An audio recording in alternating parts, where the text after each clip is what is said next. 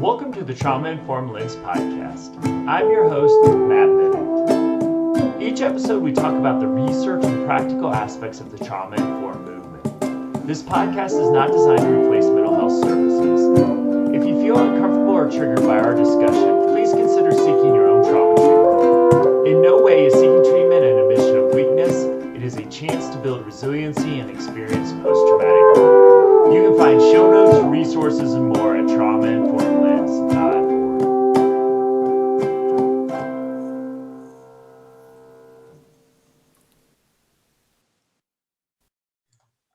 Welcome to the Trauma Informed Lens podcast. I'm Matt, and today I'm here with Andrew Jasko, and we're going to talk about religious and spiritual trauma, which, Andrew, we've gone back and forth a few times.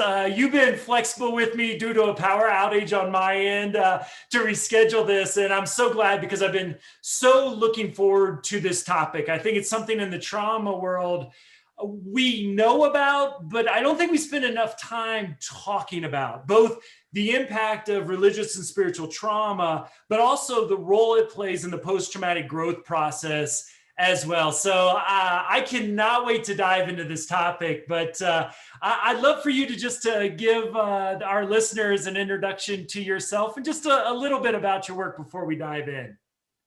Absolutely. It's great to be here, Matt. So I help people heal from religious and spiritual trauma and abuse. And for a lot of people, belonging to a religious or spiritual group is one of the most important aspects of their entire life. I mean, literally everything that they do, the feelings they feel, the thoughts they think, the jobs they work is related to their religion. It's their core identity in a lot of ways. And so when you start to question your religious beliefs for any number of reasons, maybe your sexual orientation, maybe it doesn't make sense to you intellectually, or maybe it's causing you anxiety and depression, then your whole world can start to fall apart. It can be a really terrifying thing. So religious indoctrination, just on its own, even if you're not leaving your religion, it can result in chronically low self-esteem, not believing in your own power and your own self-worth. You can think you're sinful and evil. It can cause sexual repression and dysfunction. It can cause anxiety disorders and depressive disorders. So it just can be really systematic, all-encompassing.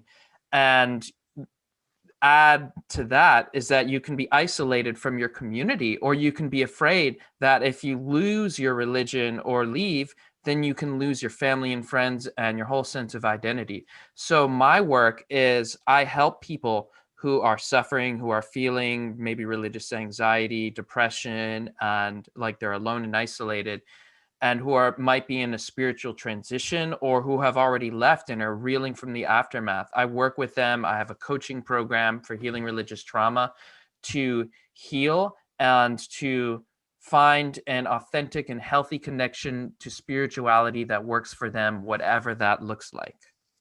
Wow. I don't, man, I want to dig into all of that. Let me start with, I'm going to just dive into the deep end here. Because I want to hit what you said from a couple different angles. The first one is I guess something that I have seen as somebody who doesn't specialize on this, but I see so many people that, and I'll use a little bit of my own experience when I went through my own childhood trauma. The best way I can describe it, it's like I saw the world in a different light, like something like I was not lucky to have the trauma happen, but I was fortunate and very privileged to have the trauma happen outside the family system. So I had a loving family before, and I had a loving family after, which, is a gift not everybody has. But I remember there were when the trauma happens, it's like my eyes open to the world in a different way. And to me, my view of faith and God and spirituality, was never the same after that. And I wonder of some of the big questions out there, like, why did God let this happen to me? Mm-hmm. It doesn't necessarily going through a traumatic experience doesn't necessarily fit into a lot of people's faith belief of a good, loving God. And I just kind of wonder, to start out with kind of a big question is how do you see maybe not a spiritual or religious trauma at its core, but how have you seen trauma impact people's view of spirituality and religion? Totally. Well, a lot of people get involved in a religion because they have trauma, Mm, and that can be the hook for a fundamentalist worldview. So I'm not saying that all religions are bad, and I'm not saying that everything about a fundamentalist religion is harmful, but I'm specifically talking about fundamentalism, which is a rigid adherence to a scripture or a specific worldview and viewing anything else as hostile or threatening. It's a very black and white, all or nothing view of the world. And religious fundamentalism cuts through all of the major religions. And my experience is mostly with evangelical Christianity, which is a very fundamentalist worldview, affects hundreds of millions of people. So, specifically about that, a lot of people come to a religion because they're in desperation. They might have a drug addiction, they might be lonely or depressed, and the religious system offers a solution in a community and a sense of identity and purpose. It says, "We'll take you, God will save you. I need to be saved." And the problem with that is it's fundamentally disempowering. It says to the person that you need to look outside of yourself rather than saying you have the power within you. And maybe, find connecting to a source of inspiration or spirituality that is in a sense outside of yourself can be helpful. But when we're taught to that we're not involved in that equation in a fundamental way, it's really more trauma. And what that does is it breaks down the sense of self. These kinds of religious systems is that it teaches people that they can't trust their hearts, their critical thinking, their intuition. Everything comes down to authority, the authority of the scripture and of the community. So anything you have in your experience that contradicts that authority, you have to discount it and surrender and submit to the outside power. So what this really is, it's an abusive relationship. A relationship with God looks just like an abusive relationship in fundamentalism. The deity is saying, I only love you if you obey my commands and believe in my word. And if you leave me, I'll kill you or I'll burn you in fire in hell forever. So that in itself is traumatizing, but there's kind of a give and take. Like you get some of the benefits and the comfort, and that keeps you in that abusive scenario. hmm. Yeah, it's fascinating. I think it's hard for someone who was raised Catholic like me not to bring in that lens. But I've watched now of a very rigid. I wouldn't. There's fundamentalist Catholics, but there's a whole range within Catholicism. I think maybe more interesting, we all go to mass sort of in the same place, like more so than if you're maybe non-denominational, you got a range of very liberal or very strict. Mm-hmm. But it is interesting watching, I watched my mom and other folks that went through a divorce and no fault of my mom's own basically get disowned by the church. And it was just like, it was just amazing. It just frustrated me so much because here's a woman who went to Catholic school, who tithed like you should. I mean, she was a good Catholic for all of her life. And then like she needed the church, but the dogma, blamed her, kind of for what happened. And it's like that rigidity that you talk about, I think is so, as you said, almost welcoming for folks with trauma, because it gives you, maybe your life has been more chaotic and now you have this structure. And it's funny, I watched this play out in both religious ways, but also, I'll have people who have been through addiction, homelessness, and now they're on the other side of that and they're a professional, but they're just so rigid on the rules they put on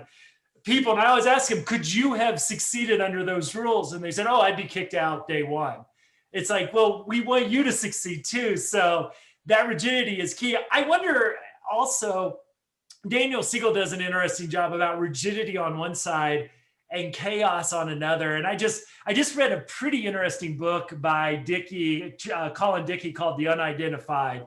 And it's sort of this chaotic belief of all the conspiracy theories in our society. And while like something like ancient alien theories or something like that might not seem on the surface dangerous, it gets like with this QAnon and a lot of kind of cultish beliefs, kind of this chaotic is we're going to take a little bit of everything, jumble it up, and now I have this belief things. I wonder if you've seen some of that chaotic grasping for spirituality, as well as the rigidity that you mentioned. Yeah, definitely, definitely. I mean, really, conspiracy type theories are in a lot of these religious texts. Yeah. For instance, teachings about the end times, apocalypticism. Yeah. So people are taught, specifically in the Bible and Christianity, but other religions have apocalyptic teachings too, that the world is going to end. Jesus is going to come back and invade the earth with weapons of mass destruction and kill most of the population. And there's going to be an antichrist who's going to come up and deceive the world with this one world government. And if you don't believe in Jesus, there's this thing called the rapture that's going to happen. God's going to take up all the believers and you might get left behind if you're not faithful. So it's this paranoid view of reality. Like everyone who is not part of the religious cult, the religious group is really out to get you. And Satan and the demons, there are these demonic spiritual forces patrolling, looking to try to tempt you or draw you away. So you really can only interact with secular society in an effort to convert them, to change them, to make them one of you. And you have to be really careful not to have sex or, do drugs or even just be a normal person in society, because you could get drawn away into that. So there's a lot of fear and a lot of paranoia that's instilled to keep people from questioning and to keep people within that community, with relying in that community and defining their lives by it. Because once you start exploring other cultures, other faiths, other things outside of it, it's hard to maintain such a simplistic worldview. Yeah. So do you have, we've talked about a little bit about like very religious fundamentalism, a little bit of the chaotic stuff.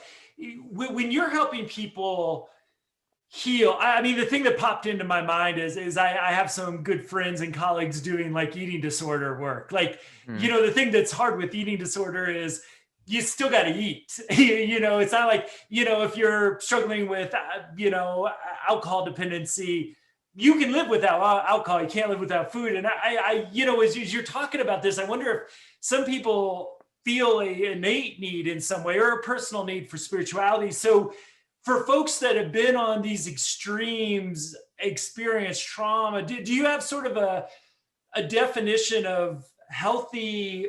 Let me ask this as a two-part question: healthy spirituality and then healthy religion, because I know those things are two separate. So where's the good spot that you might help people who still want to be spiritual but are afraid to get back into these potentially, as you call, abusive systems? Yeah. So unhealthy religion is controlling and manipulative. It's really authoritarian, it's oppressive, it's submission based. It doesn't honor the sovereignty of the individual.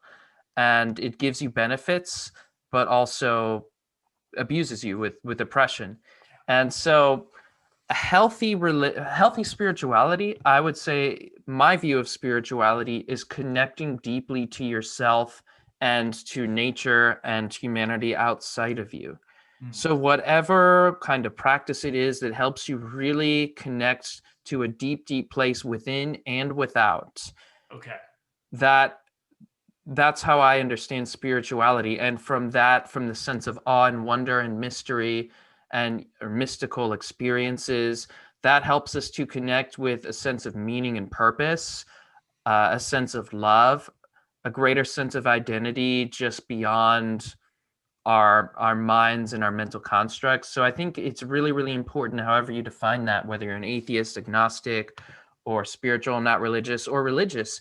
And for me, religion in its pure form should be shared rituals, community, and teachings that help people to connect with each other and connect deeply with themselves and also to heal.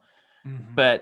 And that can be done in a way that honors the individual, that doesn't manipulate, that doesn't shove a certain truth or perspective down your throat, that actually teaches you to rely on yourself and to disagree with other people, and not this bowing the knee to an authoritarian celestial deity, right? Or to Yeah. whatever group of people represents that deity, or to whatever holy text is that authority that Right. isn't you, right? That teaches you not to be you.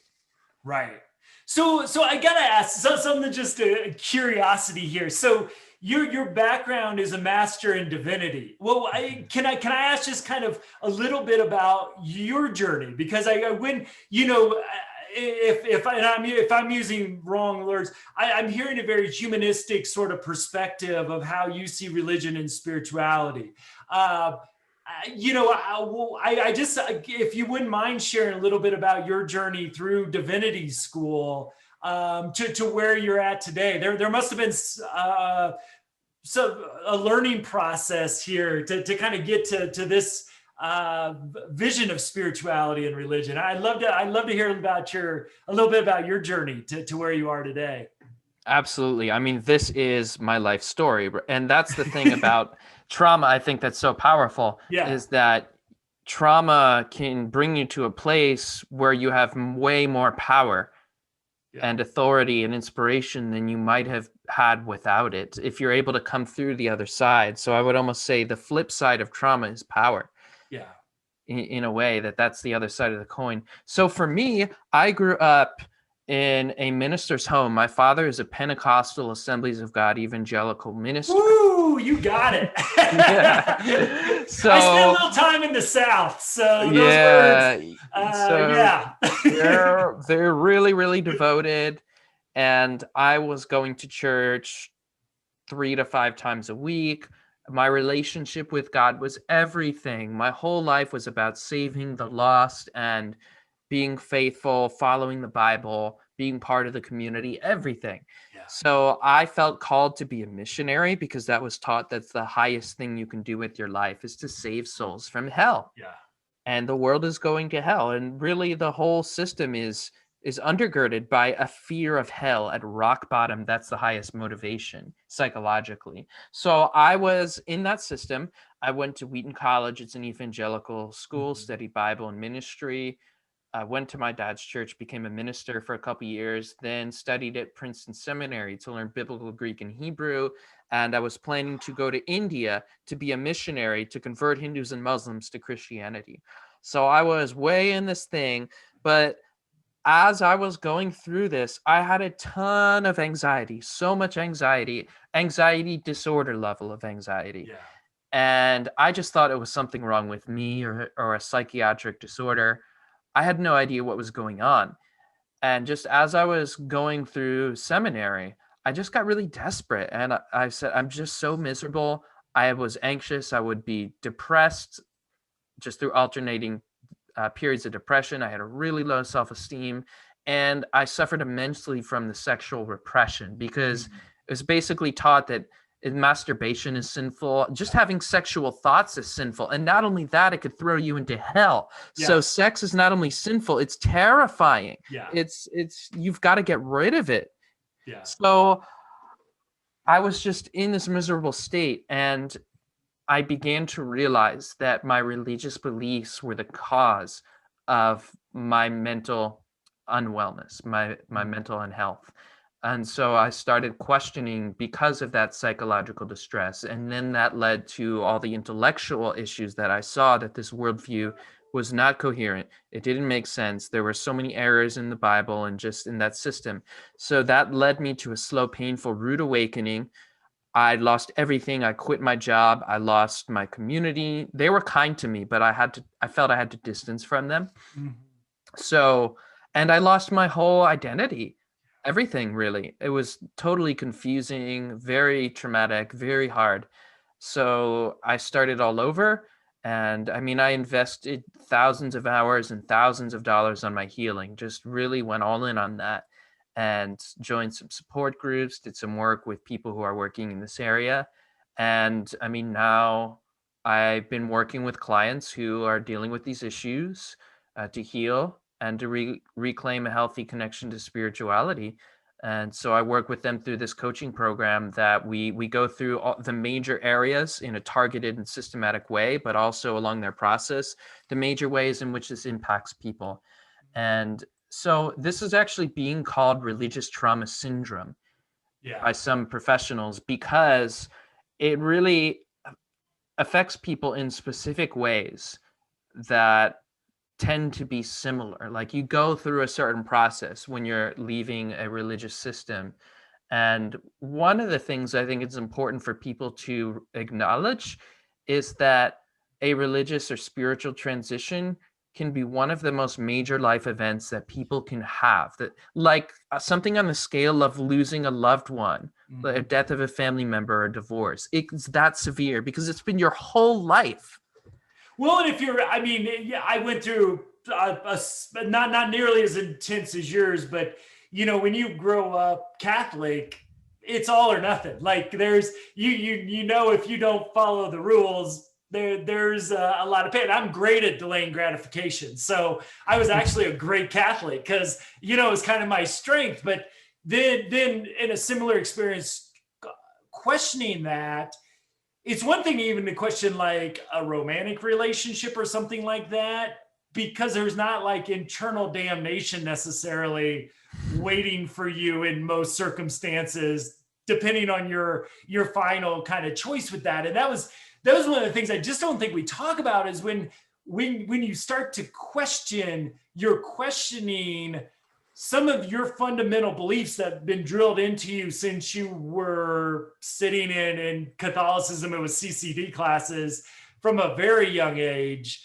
Like you said, throws your whole identity into a crisis. And like I said, I think a lot of people that I see, they're going through this kind of parallel process with their trauma is, there's the one trauma for whatever they've gone through. And as they're emerging from that into this, as we transformation or post-traumatic growth kind of process, there becomes this energy there for questioning and maybe a drive to reconnect to spirit, but they're a different person and it doesn't fit anymore. And I think you're right.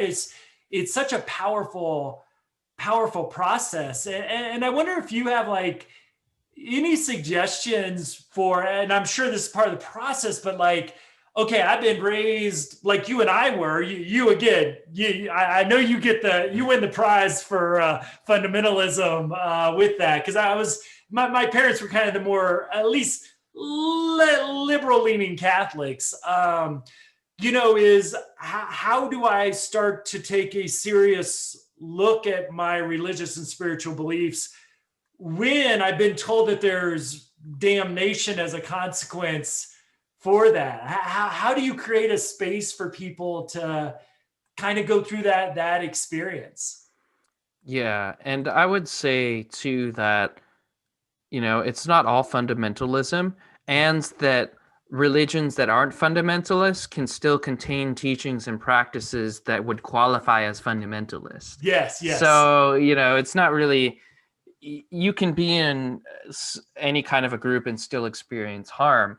And I mean, people talk a lot about Catholic guilt, right? Yeah. And that confession and that sense of sinfulness and unworthiness. Yeah.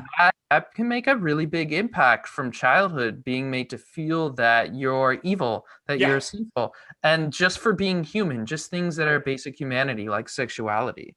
Well, we were taught if a hospital's burning down, we got to go in and baptize the babies. Like we were, which never made sense to me. But, when an adult's telling you this and you're in third grade, you're like, okay, yeah. Yeah. Maybe I should be saving the babies literally, but no, baptism was the number one. Yeah. Right. And the implicit teaching there is that if you don't, they're going to hell. Yep. I mean, the default state of humanity is hell. Which hell is so traumatizing. Absolutely. I mean, it's trauma to the nth degree. Yeah. The idea is as traumatic as you can possibly imagine. Yeah. literally the worst form of torture, psychological and physical, that Yeah. is possible forever. And this is drilled into people's psyches from childhood that if you think a wrong thoughts, Yeah. if you have unconfessed sins, Yeah. if you don't obey, if you go astray, if you don't fully commit, if you're not on a high level of commitment, even, like, you never really totally know. There's always ambiguity on whether or not you're right with the religion or God. There's always a danger that you could go to hell. And that's such a terrifying thought to have.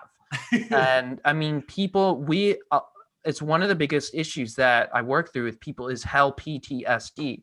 And I have an article on my blog about this, healing hell PTSD. I mean, people can live in a state of panic when they're questioning and after they left. Just, what if I'm wrong? Am I going to go to hell? They have flashbacks. I mean, they haven't experienced it, but they'll have images of burning in hell, dreams, insomnia, just a paralyzing anxiety. I mean, basically classic PTSD, but with Yeah. this doctrine. So it's intense. But as far as spirituality goes, it can be hard because a lot of times these religions don't deliver what they promise. Mm. So they have this promise of living this victorious life. If you obey and are part of the system, the Holy Spirit is going to set you free. You're going to be filled with peace and joy and love. Your drug addictions will go away. You're going to conquer your depression, your fear. And a lot of times this just doesn't happen. And people get really disillusioned, and they get disillusioned with their leaders because there's all this hypocrisy. You see the sex scandals because it doesn't really work. It doesn't deal with the actual psychology. In fact, it contradicts what we know to work with treating psychological issues in human behaviors. It pathologizes people. It says they're sinful for having unpleasant thought like anger and greed and jealousy, when we know, like, the way to emotional health is to listen to those emotions, to not shame and judge them, right? To just go into that work. So people get tremendously disillusioned and really harmed because they're being shamed for their mental health issues or just whatever it is that they're struggling with, and being shamed for not having freedom for it. So people can get real incredibly disillusioned with the community and blame it on themselves Yeah. as well. So when people are trying to form a new spiritual connection, I think it's really important to work on repairing that identity and coming to your center. So I work with people on establishing their boundaries and finding a sense of their inner yes. Really, just, it can be as simple as when someone's telling me, you need to reconvert. You're sinful for being sexual. All right, let's tune into this moment. How does that feel inside you? Yeah. What do you think about that? Does that feel in your heart like shame or guilt, or does that feel authentic? That's me. I think that this masturbation is so wrong. I shouldn't do this. Like, this is my authentic. And that can take some work and practice, but really, I think spirituality is really about being yourself. Yeah. And living from your heart, living from your core, and starting to trust your thinking and your way of being and your inner guidance. So I think that's a foundational place to start. And coming into that alignment, I would say, comes first, then working out the metaphysical details of this elaborate belief system about God and eternity and all of that. I'm not saying that that might not be a thing, but really reconnecting to your core, it has to be Yeah. there. So you see that in the trauma work, we talk about the personal narrative. So the story you have about yourself, the world, and others in that. And we know that trauma can devastate all of those, really. The world becomes a dark place. Other people become more, a source of pain than love. And your existence becomes about shame and hopelessness and unworthiness and those pieces. So it's interesting, like, to find and establish that sense of self first before you put a foot back in, to the spirituality. I think it makes total sense, but it's interesting, like you said, because a lot of the religious to say, oh no, come to church, get saved, and everything else will kind of take care of itself. So how do you help people find that internal strength? Because I imagine a lot of folks come to you maybe just totally disoriented, Hmm. of being, whether questioning leaving, having been kicked out. How do you help somebody kind of maybe for the first time in their life find that almost internal mode of control or concept of self? Yeah, that's a great question. And I think if I had to choose one issue that is the biggest, what that people need healing from, it would be powerlessness, Yeah. a sense of personal power, Yeah. because those ideologies are based on disempowerment and outsourcing your power to an outside authority. Yeah. And so people are taught to their ego is merged, it's not, it's undifferentiated from the religious beliefs and the religious community. So you really, in some senses, don't have a separate identity, and you have to Yeah. reform that because it's always been mixed up. Mm. So taking responsibility can be really hard because it can feel so overwhelming now that, say, that authority or God is out of the picture or not in the same way. All of a sudden, everything is, I have to deal with all of it myself. Yeah. The answers aren't falling from the sky anymore. My community isn't telling me what Yeah. to do, how to live my life. It can be so overwhelming and paralyzing. But at the same time, when people were within the religion, it was disempowering. Yeah. And so a lot of the times, like, you couldn't do anything. You were powerless when you had this depression or this mental health issue and you were just taught to pray it away, right? Yeah. Like, you were given solutions that didn't actually work. So one of the things I like to tell people is, when your inclination is to pray or to look for help or to look for someone to rescue you, because that's what that salvation is looking, a victim looking for rescue, Yeah. is to start to look inward and pray to yourself. So in a sense, once you leave that ideology, you are God now. Everything that you were looking outside of yourself or in God is you. And I'm not saying that means there isn't a God, Right. but I'm saying that you have this power. And so what would it look like to pray to yourself? Like, I need saving from my unemployment and lack of money. And before, you might have been taught to tithe and Yeah. trust in faith, or to sign up for this religious meeting or self-help Yeah. meeting. And now it's like, okay, how can I answer my own prayer? What can I do to get money? Or I have this depression and overwhelming anxiety. Maybe I can start meditation, therapy. So it's really taking that sense of powerlessness and actually doing even a little thing that makes you feel empowered, and taking those small steps. And it actually is much less challenging often than that feeling of overwhelm tells you it is. Wow. Yeah.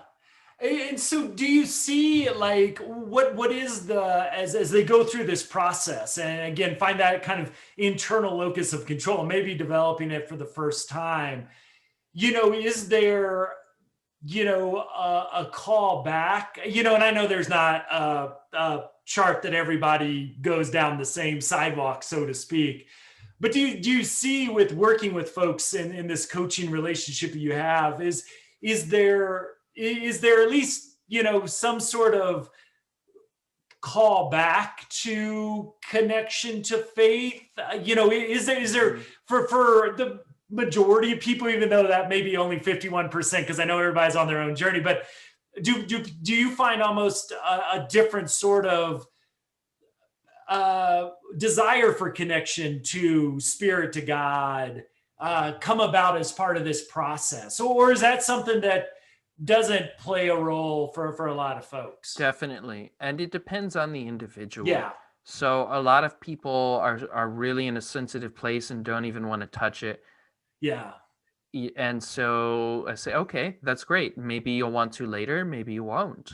But how can we find that sense of connection and greater meeting within what you're comfortable with right now? Maybe Yeah. that means being in nature, following your inspiration, or connecting to humanity. Maybe it's atheistic humanism. Yeah. But really finding those ways of connection within that system that you're able to do. But I mean, some people don't entirely leave their religion, but they'll find a more welcoming, more progressive community. Yeah. And a lot of people will find spirituality outside of religion. And that's what I've come to. And when I left, I went straight into a fundamentalist version of atheism.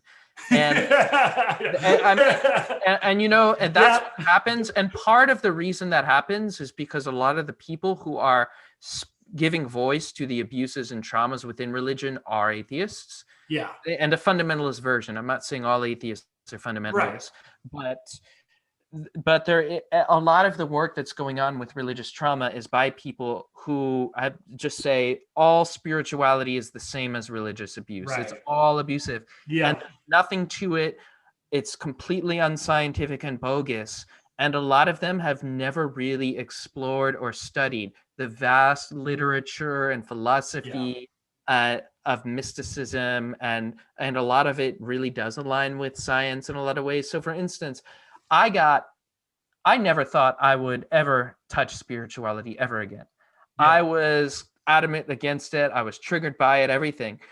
But I really got into it through psychedelics. Mm. Unintentionally, I Yeah. just started working with them for my psychological healing.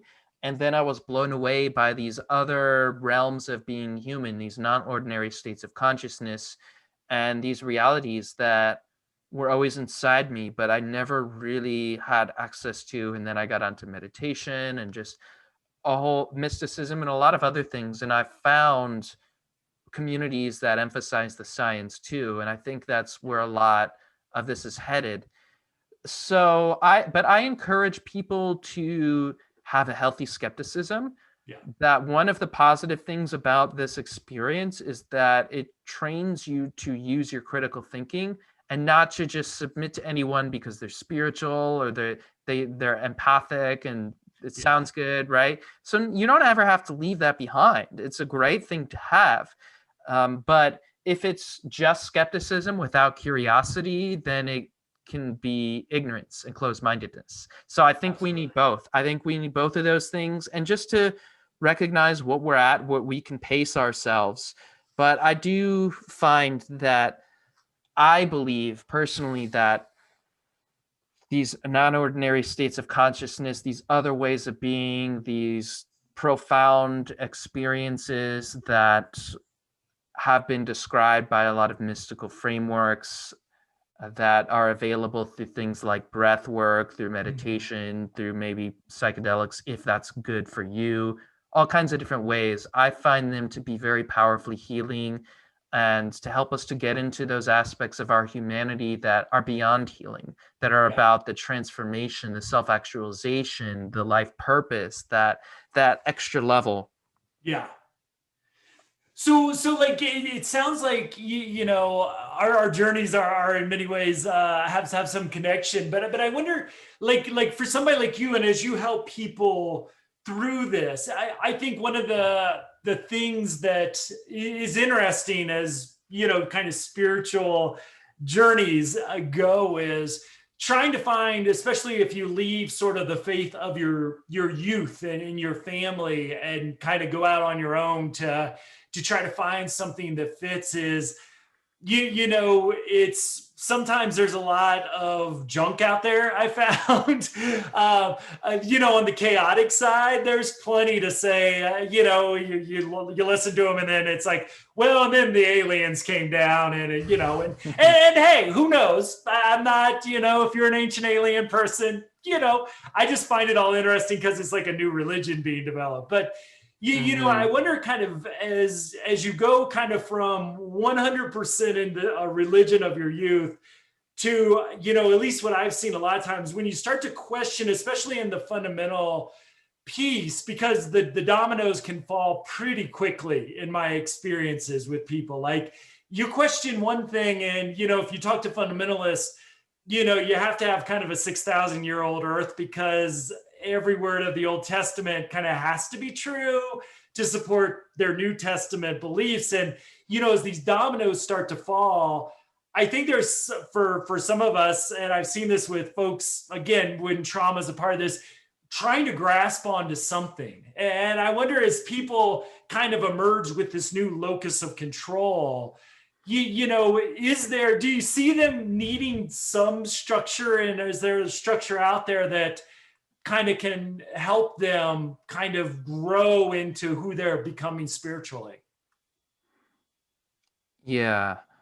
Well, I'm not sure what you mean as far as a Well, I structure. mean, I think when you lose your structure that you've been under, I think there's a part of it. Like I'll just share a little bit of my, like for me, I didn't necessarily go. I went to the atheism point, but then I started to find like mystery in physics. That was sort of Hmm. my sort of like, and I got really into quantum physics and that Yeah. sort of, not from the new agey perspective, but you don't need new age to think about non-locality and a lot of other just Yeah. Yeah. mind-blowing sort of things. But I think I was searching for like this structure because I wanted to be a spiritual person, and yet the critical thinking kind of nixed so much of that. And as people successfully kind of progress through your programming, is it more of an individualized, I guess that's a better way to put it, is it more of an individualized, is it, because I think there's a loss of group as well when you lose Hmm. faith. And that's one of the things that I've kind of struggled with is, there's not necessarily a church for what I believe nowadays, That's and, right. and I kind of wonder just how you've seen people walk in, as they probably leave your program and have found that central locus.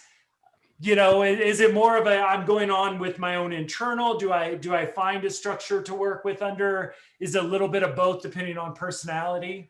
Yeah, it is very much personalized and process based, although we do take a comprehensive, targeted approach at the same time because it is so individual and so personal. But that being said, we do encourage people kind of with what's resonating for them. And the thing about this is that there is really no ready-made solution, Yeah. and that's part of the acceptance piece, is saying, okay, I do need to do the work here. I need to rebuild, and accepting that this will take time, like not expecting that I'm going to be done with this all in a year. So, I mean, with the program, I want to help people work through a ton of healing and really get a sense of where they are and a sense of confidence moving forward. But understanding that, rebuilding your community generally doesn't happen overnight, Yeah. right? Yeah. And finding philosophies and ideologies that work for you takes some real exploration. So generally there's a learning phase where people will do a lot of studying, a lot of intellectual work, and finding communities and things that they love to do that are just natural fit for them, where they can meet other people, maybe exploring some spiritual communities and practices that they resonate with, Yeah. because there are lots of different communities out there. There are so many. I mean, one of them for me is that plant medicine community. And I found a lot of Mhm. spiritual community through that, and then through the meditation and Buddhist community.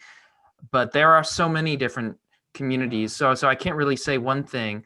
But to say to people, really start to explore and start Yeah. to enjoy the process, Yeah. because so much of it was about being perfect within that system, and having everything, all the answers.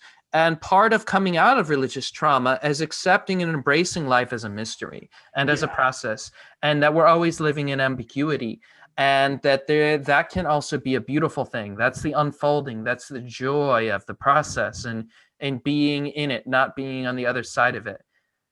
Yeah. So that's a big thing. I mean, but what I can tell you, what resonates with me right now is non-duality. I guess I'd consider myself a non-dual humanist if I had to think of a term for it. Yeah. But I mean, which is essentially a teaching that all of reality is an undivided whole.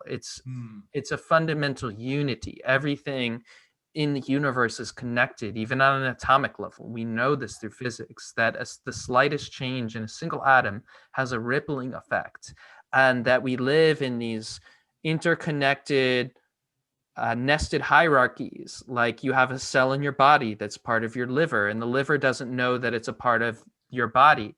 And then you have your sense of yourself, but we don't tend to think of how we're connected to the ecosystem and then the planet and then the universe. It's all connected.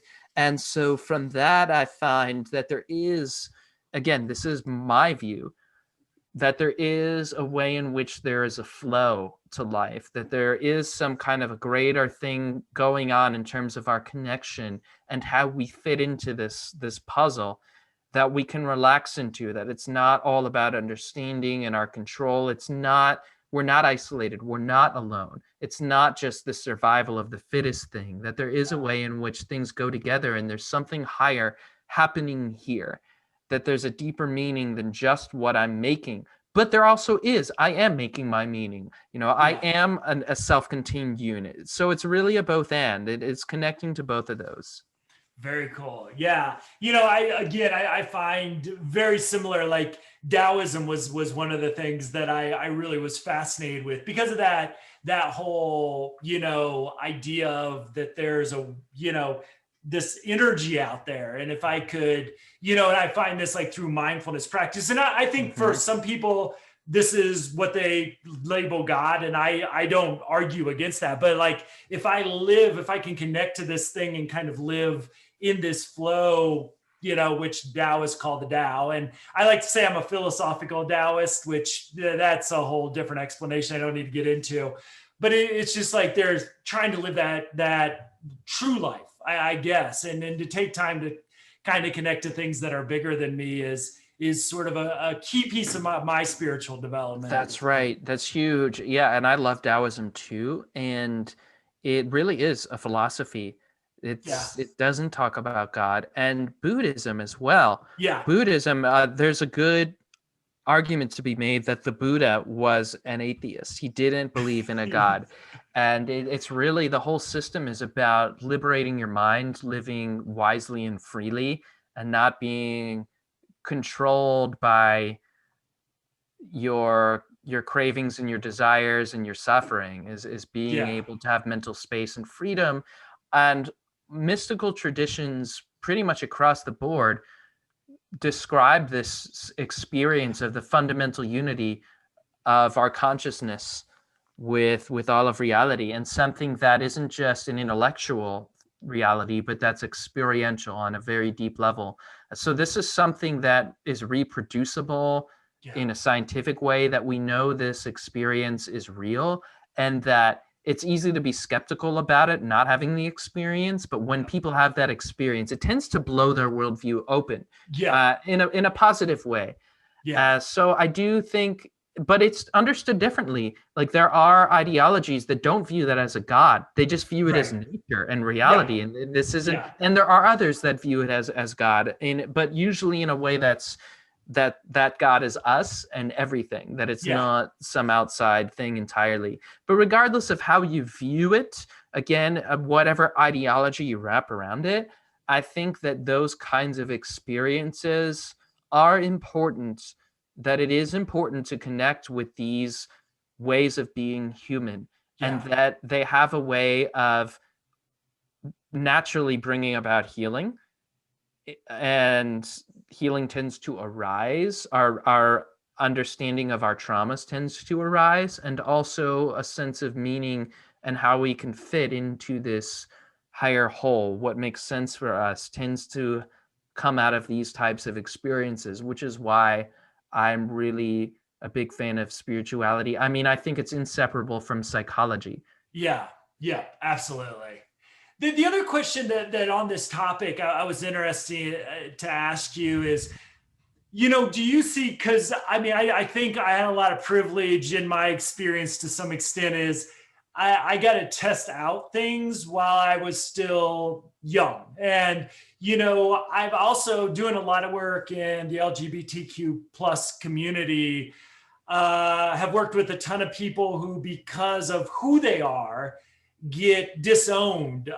Horrible words are used to describe this experience, but basically they're kicked out of oftentimes their faith and their family systems. Not always are those two things happening at the same time, but for so many people, I see this being almost disowned. So do you see, as far as a psychological, the trauma, but also the healing process, any difference between someone who is sort of like, it sounds like you and I have had, as kind of this, questioning experience, which I don't know about you, but it happened gradually over years, for me. I didn't wake up one morning and say, I'm done with that, I'm ready to go on to the next thing. To people that might really have wanted to stay a part of their faith community, but were, for whatever reason, disowned or excommunicated or labeled a subversive or whatever language we put on that. I wonder is there any difference that you see in both the impact of that trauma and also the healing journeys? Yeah, well, as far as LGBTQ plus and trans communities, I mean, they experience it on a whole other level in a lot of ways. A lot of this population has experienced conversion therapy, which is have a therapist trying to change your sexual identity. And even if that still goes on today, even though it's illegal. And additionally, even if they haven't had that in therapy, that's what's going on in the community, is they're being taught that your sexual identity is evil and sinful and you need to change it.